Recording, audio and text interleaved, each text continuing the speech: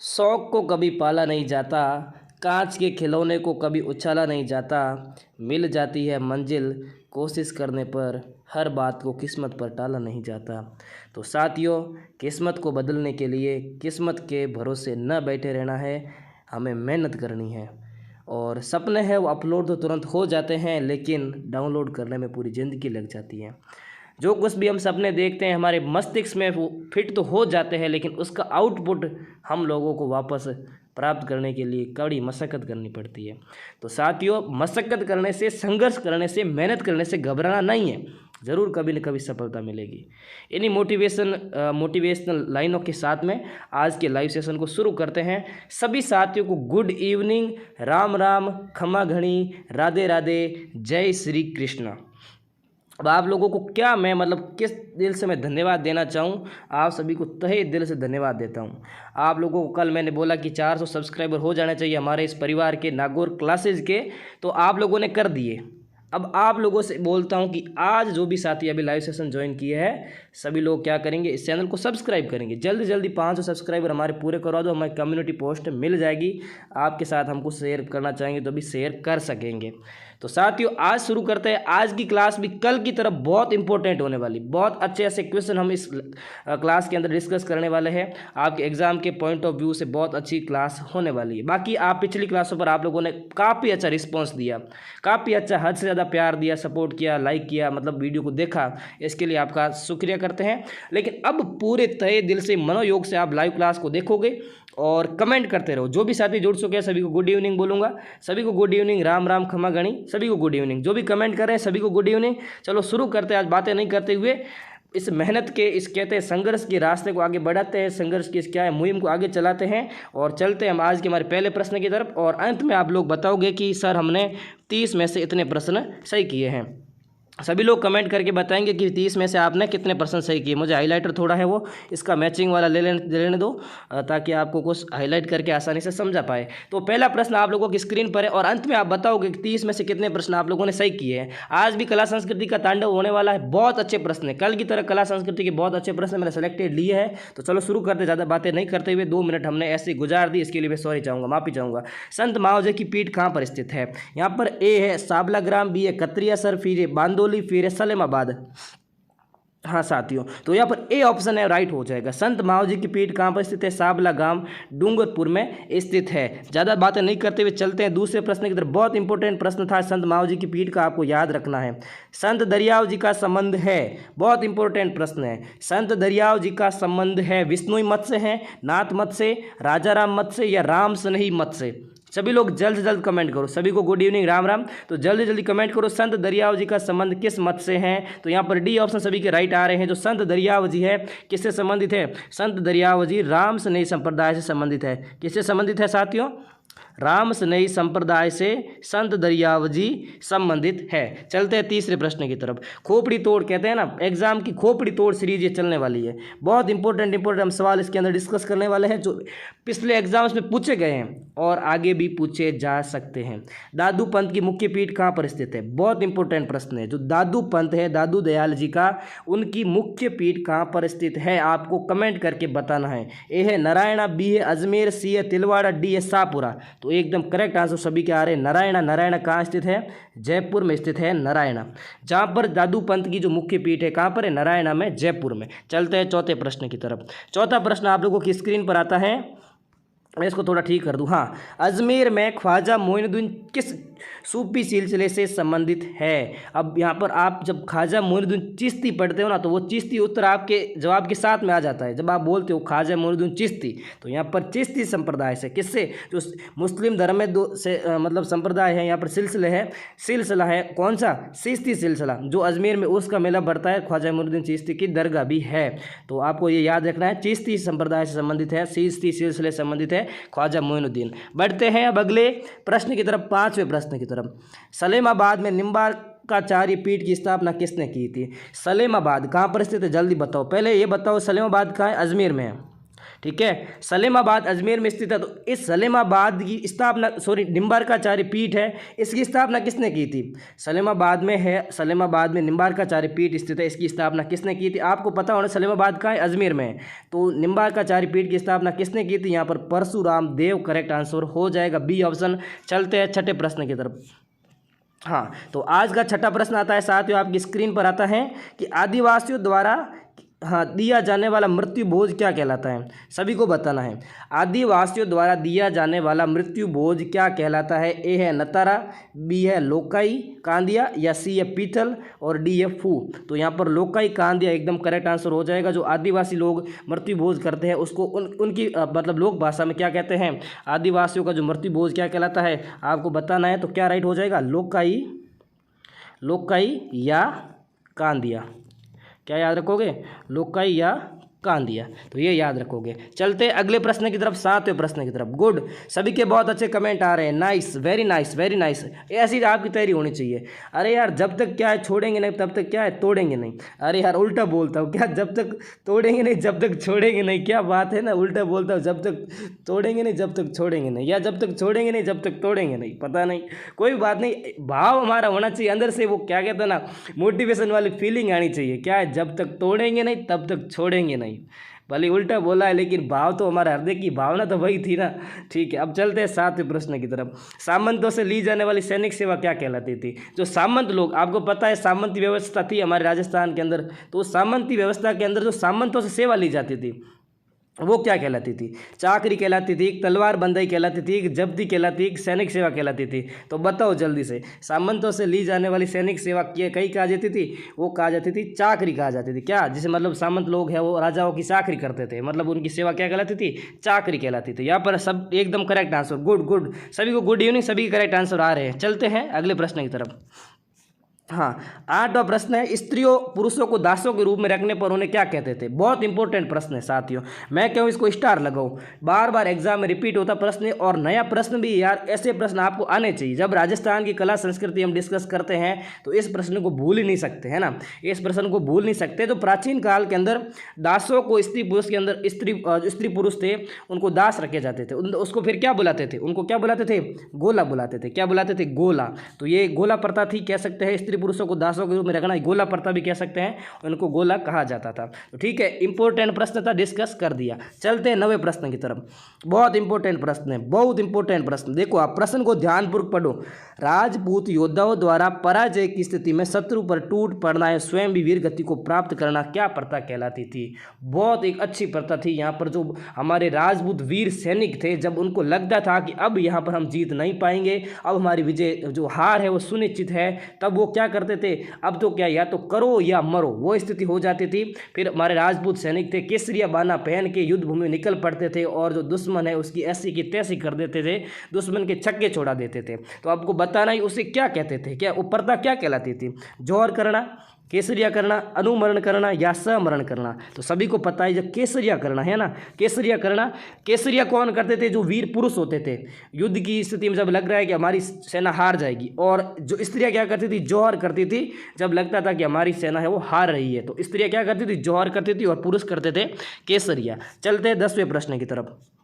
हाँ, 10वां प्रश्न आप लोगों की स्क्रीन पर है। राजस्थान के किस समाज में विवाह के उपरांत स्त्री जाति के मार्ग के अनुरूप ही रहती है, अर्थात इसमें कोई परिवर्तन नहीं होता है? यानी यहाँ पर प्रश्न में ये कहा है भाई, हमारे यहाँ तो जब स्त्री की मतलब अलग अलग संप्रदाय में ये होता है कि स्त्री की जब शादी कर देते हैं तो उसकी जाति है, और जब वहाँ पर उसकी शादी की जाती है वहाँ उस जाति में बदल जाती है। लेकिन कौन सा समाज है, किस जाति के अंदर है, वो स्त्री की जाति बदलती नहीं है, वही जाति रहती है जो उसकी माँ बाबा के घर होती है जाति। तो यह पर सासी जाति होती है, इसके अंदर जाति बदलती नहीं है, वही रहती है जब वो ससुराल चली जाती है तब भी। तो चलते हैं अगले प्रश्न की तरफ। बहुत इंपॉर्टेंट प्रश्न था।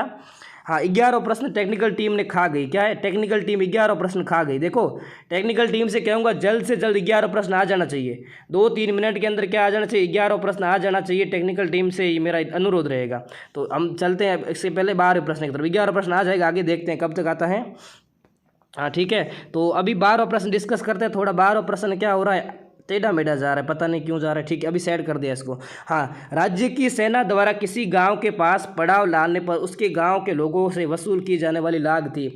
मतलब कभी किसी जो राजा लोग थे, कभी जाते थे एक जगह दूसरे स्थान पर भ्रमण करते थे, जब वो रात को रुकते थे किसी गाँव में अंदर, तो उस गाँव के लोगों को टैक्स देना पड़ता था। तो उस टैक्स को क्या कहते हैं बताना है सभी लोगों को। पावड़ा पावरा लाग, रुकवाली भाच, छवरी लाग या खिचड़ी लाग। अरे यार, ये खिचड़ी लाग कहलाती थी। क्या पूरी राजा की सेना को खिचड़ी खिलाना? क्या खिलाना?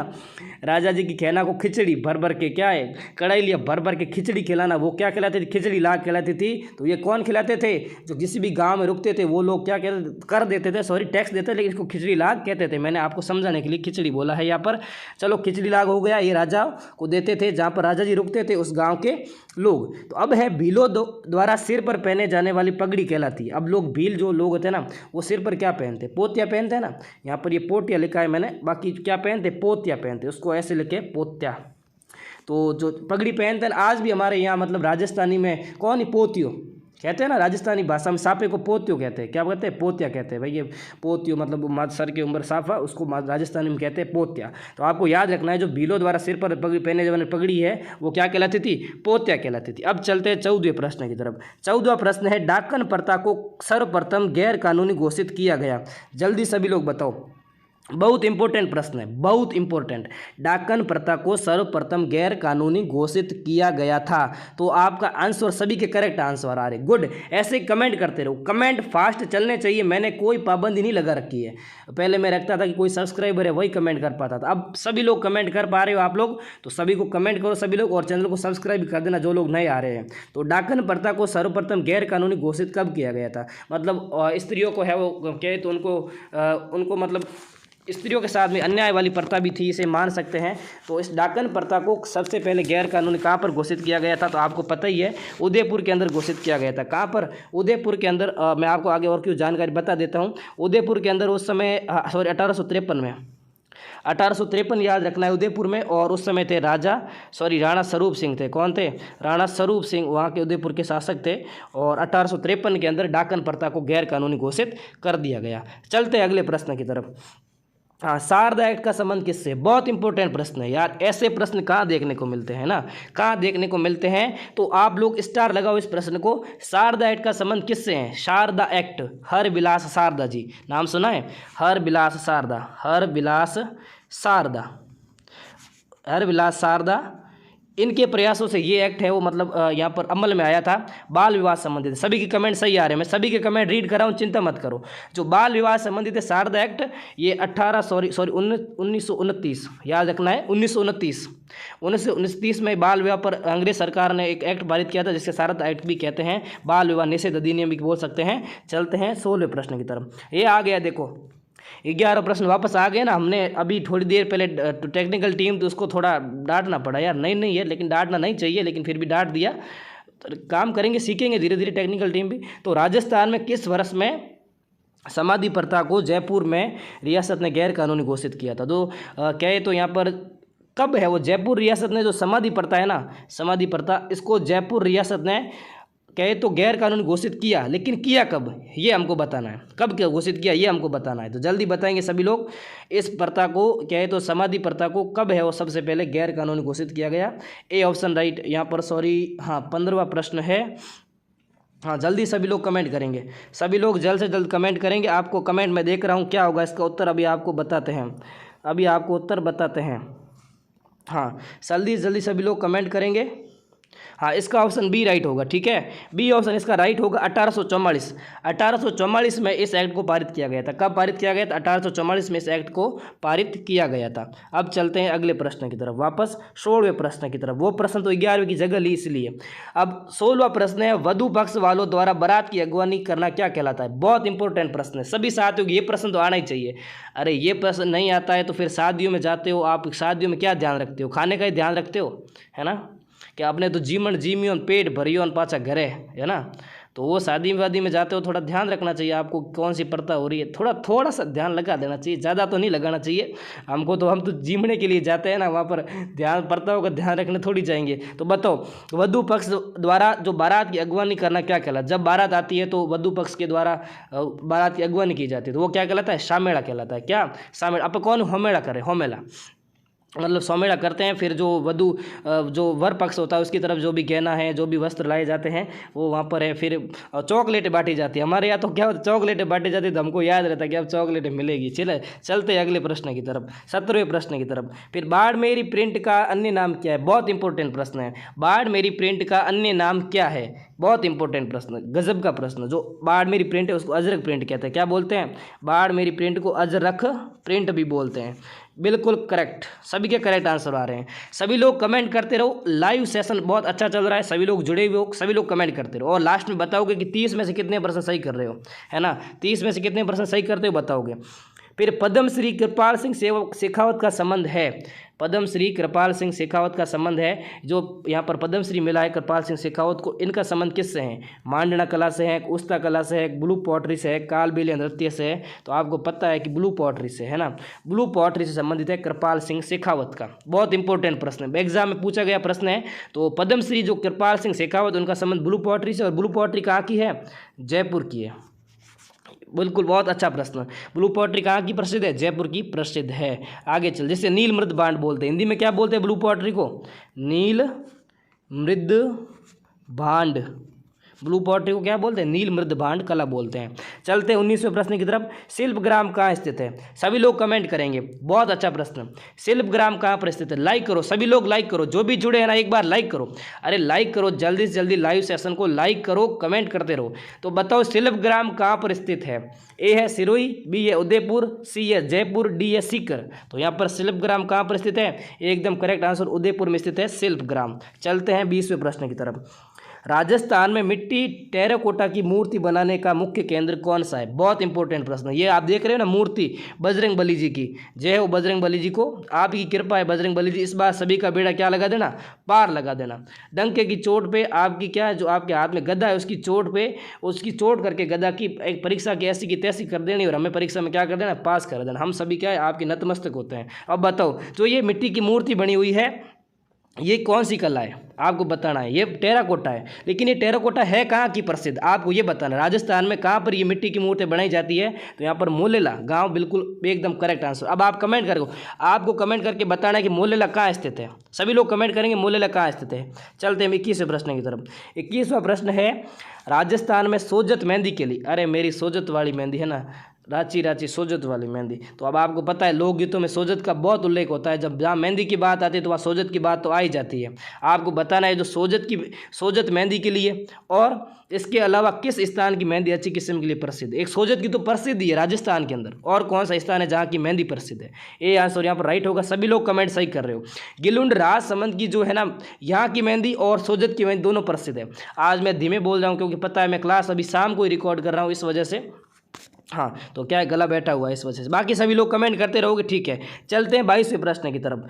पैच वर्क की प्रमुख कलाकार जिन्होंने इस कला को अंतर्राष्ट्रीय स्तर पर ख्याति दिलाई। ये पैच वर्क है, आप चित्र देख रहे हो ना, ये क्या है? पैच वर्क है। इसमें कपड़े के ऊपर क्या की जाती है? कसीदाकारी की जाती है। कपड़े के अंदर रंग बिरंगे है, वो क्या है, डिजाइन बनाए जाते हैं कपड़े के ऊपर, हाथों से बनाए जाते हैं, सुई से। वो भी सुई कला, भी इससे एक सुई के माध्यम से क्या करते हैं? कपड़े के अंदर डिजाइन बनाते हैं। तो ये पैच वर्क है। इस कला को किसने है वो मतलब प्रसिद्ध दिलाई अंतर्राष्ट्रीय स्तर पर? तो शशि जालानी, याद रखोगे क्या? शशि जालानी जयपुर, ये शशि जालानी जयपुर के, इन्होंने इस कला को पहचान दिलाई अंतर्राष्ट्रीय स्तर पर। ये देख सकते हो आप चित्र में, आपको समझाने के लिए मैंने चित्र भी साथ में ले लिया। फिर आगे है, हाँ, जोधपुर की चूनड़ी प्रसिद्ध है तो लहरिया प्रसूर है। वाह भाई, लहरियो है ना। तो अब बताना है कि लहरिया कहाँ का प्रसिद्ध है। चूनड़ी तो कहाँ के, हमारे चूनड़ी मंगवा दे। तो ये चूनड़ी तो कहाँ की है? ये है जोधपुर की। आपको बताना है कि लहरिया कहाँ का प्रसिद्ध है, तो लहरिया हो जाएगा जयपुर का। बिल्कुल राइट, सभी लोग कमेंट करो, लास्ट में बताओगे कि सर हमारे इतने प्रश्न सही हो रहे हैं। चलते हैं अगले क्वेश्चन की तरफ, एकदम लाइक कर देना, सभी लोग लाइक कर देना। हाँ, राज्य में हस्तशिल्प उद्योग विकास हेतु प्रयासरत संस्था कौन सी है? राजस्थान के अंदर एक हस्तशिल्प उद्योग, मतलब जो आता, मतलब हैंडीक्राफ्ट, जिसे हम बोल सकते हैं हैंडीक्राफ्ट, लोग जो भी लोग हाथों से वस्तुएं बनाते हैं, इसको बढ़ावा देने के लिए कौन सी संस्था है? राजसिको। इसको हिंदी में बोलते हैं राजस्थान लघु उद्योग निगम। याद रखोगे क्या? राजस्थान लघु उद्योग निगम, राजस्थान स्मॉल इंडस्ट्रीज कॉरपोरेशन। तो आपको याद रखना है राजसिको, जो राजस्थान में हस्तशिल्प उद्योग के लिए क्या है? प्रयासरत है। चलते हैं अगले प्रश्न की तरफ। हाँ, तो काली लाल छपाई के लिए प्रसिद्ध स्थान कौन सा है? काली लाल छपाई के लिए बहुत इंपॉर्टेंट प्रश्न है। तो काली लाल छपाई के लिए प्रसिद्ध स्थान कौन सा है? बगरू। यहाँ पर ए ऑप्शन राइट हो जाएगा। सभी के करेक्ट आंसर आ रहे हैं। जो बगरू है वो काली लाल छपाई के लिए प्रसिद्ध है। अब चलते हैं 26वें प्रश्न की तरफ। बिल्कुल राइट, गुड, बेस्ट, लाइक, सभी लोग लाइक करेंगे, नाइस। देखो, उस्ता कला के प्रसिद्ध कलाकार कौन है? बहुत इंपॉर्टेंट प्रश्न। उस्ता कला क्या की है? बीकानेर की है ना, याद है या नहीं है? उस्ता कला बीकानेर की। अब आपको बताना है कि उस्ता कला के प्रसिद्ध कलाकार कौन है, कौन थे? तो स्वर्गीय हिसामुद्दीन। याद रखना है क्या? उस्ता कला की जब बात आती है तो स्वर्गीय हिसामुद्दीन का नाम आपको याद रखना है। चलते हैं अगले प्रश्न की तरफ, 27वें प्रश्न की तरफ। हाँ, कौन सा सही सुमेलित नहीं है? बहुत इंपॉर्टेंट प्रश्न है। लाइक करो, इस बात के लिए लाइक करो। इस प्रश्न के लिए सभी लोग लाइक करो जल्दी से, और चैनल को सब्सक्राइब करो। इस प्रश्न के लिए सभी लोग लाइक करो, शेयर करो, कमेंट करो। इस प्रश्न के लिए बहुत अच्छा प्रश्न लिया है हमारी टेक्निकल टीम ने। कौन सा सही सुमेलित नहीं है? कठपुतलिया राइट है, उदयपुर की है। फर चित्रण सही है, शाहपुरा का है। सुनहरी तेराकोटा बीकानेर का है, राइट है। आजम प्रिंट नहीं है, आजम प्रिंट बाड़मेर की नहीं है, तो ये गलत हो गया। अब आजम प्रिंट बाड़मेर की नहीं है, तो आजम प्रिंट कहाँ की है? चित्तौड़ की है। कहाँ की आजम प्रिंट? चित्तौड़ की है। तो सर बताओ बाड़मेर की कौन सी प्रिंट है? बाड़मेर की है अजरक प्रिंट। कौन सी है? बाड़मेर की है अजरक प्रिंट। बिल्कुल राइट, यहाँ पर डी ऑप्शन राइट हो जाएगा आपका, जो ये गलत सुमेलित है। आगे चलते हैं 28वें प्रश्न की तरफ। 28वां प्रश्न है, राज्य में साफे के लिए प्रसिद्ध शहर है? जल्दी सभी लोग बताएंगे। राजस्थान में साफे के लिए प्रसिद्ध शहर कौन सा है? यहाँ पर एकदम करेक्ट, जोधपुरी साफा, जिसके दीवाने हमारे देश के प्रधानमंत्री नरेंद्र मोदी जी भी है। तो ये जोधपुरी साफा है क्या? बिल्कुल राजस्थान के अंदर प्रसिद्ध है। चलते हैं 29वें प्रश्न की तरफ। इसको छोटा कर ले थोड़ा पहले। हाँ, 29वां प्रश्न है, उदेशशाही, अमरशाही, विजयशाही और शाहजहानी ये सब क्या है? महिलाओं के नवलखा हार के प्रकार है, राजस्थानी पगड़ियों की शैलियाँ है, कैथून में साड़ी बनाने की विधाएं है, पैलेस ऑन व्हील्स में उपलब्ध रजवाड़ी शराब के प्रकार है। तो सभी को पता है ये क्या है? अमरशाही, विजयशाही, ये क्या है? पगड़ियाँ है। तो एकदम करेक्ट, लाइक, बिल्कुल लाइक कर देना सभी लोग, है ना। लाइक करने क्यों बोल रहा हूँ पता है? तो मुझे लाइक करोगे, कितने लोगों ने लाइक किया मुझे पता चलेगा, कितने लोग पढ़ने के लिए आए थे। अब बताओ 30वां प्रश्न, लास्ट प्रश्न, आज का लास्ट प्रश्न है, छोड़ना नहीं है। क्या है? जब तक तोड़ेंगे नहीं, जब तक छोड़ेंगे नहीं। तो मैंने पहले क्या बोला था? जब तक छोड़ेंगे नहीं, जब तक तोड़ेंगे नहीं। क्या बोला था मैंने पहले, याद है आपको? जब तक छोड़ेंगे नहीं, तब तक तोड़ेंगे नहीं। ऐसे लाइक कर देना। इस बात के लिए थोड़ा उल्टा हो गया, मजाक हो गई। हाँ, तो ये बोलना चाहिए कि जब तक क्या है? जब तक तोड़ेंगे नहीं, जब तक छोड़ेंगे नहीं। अब बताओ, राजस्थान में पैरों की अंगुलियों में पहने जाने वाला आभूषण कौन सा है? अब तो ये तो बता दो। जो पैरों की अंगुलियों में हमारे औरतें पहनती है ना राजस्थान के अंदर, पैरों की अंगुलियों के अंदर, वो क्या कहलाता है? बिछिया कहलाती है ना, बिच्छुड़ी। किसे क्या बोलते हैं? बिच्छुड़ी बोलते हैं, बिच्छुड़ी। तो ये बिछिया हो गई जो राजस्थान में औरतें पैरों की अंगुली में पहनती है। तो साथियों, ये थी आज की लाइव क्लास। ज़रूर आशा करता हूँ आपको बहुत अच्छा लगा होगा, कुछ मजाक भी हो गई है ना, तो हो जाना चाहिए ताकि क्लास का माहौल अच्छा बना रहे। थोड़ा हम इतना पढ़ाई के अंदर भी क्या है, खो भी नहीं जाए कि हमको खुद का ही पता नहीं रहे ना, तो ज़रूर थोड़ा बहुत हंस लिया जाना चाहिए। आप इस बात के लिए स्माइल जल्दी से मुझे हंसने वाली इमोजी भेजो जल्दी से, और बाकी लाइक सभी लोग कर देना। और जो भी नए साथी जुड़े हैं चैनल पर पहली बार आ रहे हैं, प्लीज़ सब्सक्राइब करके जाओ, प्लीज़ सब्सक्राइब करके जाओ। और ये भी बताओ कि आपने 30 में से कितने सही हो रहे हैं? लगभग 24-25 सही हो रहे हैं या नहीं हो रहे हैं? जल्दी बताओ, 24-25 सही हो रहे हैं या नहीं हो रहे हैं? बाकी तो आप लोग कमेंट करके बता देना कि क्लास कैसी लगी। थोड़ा सुधार चाहिए प्रश्नों में, बोलने के तरीके में। बोलने में तो आज सर देखो साथियों थोड़ी प्रॉब्लम आपको अटपटा लगा हो, तो इसके लिए माफ़ी चाहता हूं मैं। बाकी हमेशा प्रयास मेरा रहता है कि आप लोगों को प्रेजेंटेशन मेरी अच्छी से अच्छी रहे, जो मेरी प्रस्तुति है क्लास की वो अच्छी होनी चाहिए। बस थोड़ी बहुत आपको आज कोई गलती हुई हो तो माफ़ कर देना मुझे। बाकी मिलते हैं अगली क्लास के अंदर। सभी लोग लाइक करोगे, और 500 सब्सक्राइबर, कितने? 500 सब्सक्राइबर जल्दी से जल्दी। कितने सब्सक्राइबर? 500 सब्सक्राइबर जल्दी जल्दी। आप नीचे देखो कितने सब्सक्राइबर है, आप लोग कमेंट करो। आपका सब्सक्राइब करो, आपका सब्सक्राइब बढ़ जाएगा, फिर देखना कितने होते हैं। आगे बढ़ो, जल्दी जल्दी सब्सक्राइब करवाओ, 500 सब्सक्राइब जल्दी जल्दी करवाओ। बाकी मिलता हूँ मैं अगली क्लास के अंदर, तब तक के लिए खुश रहो, मस्त रहो। जय हिंद, जय भारत।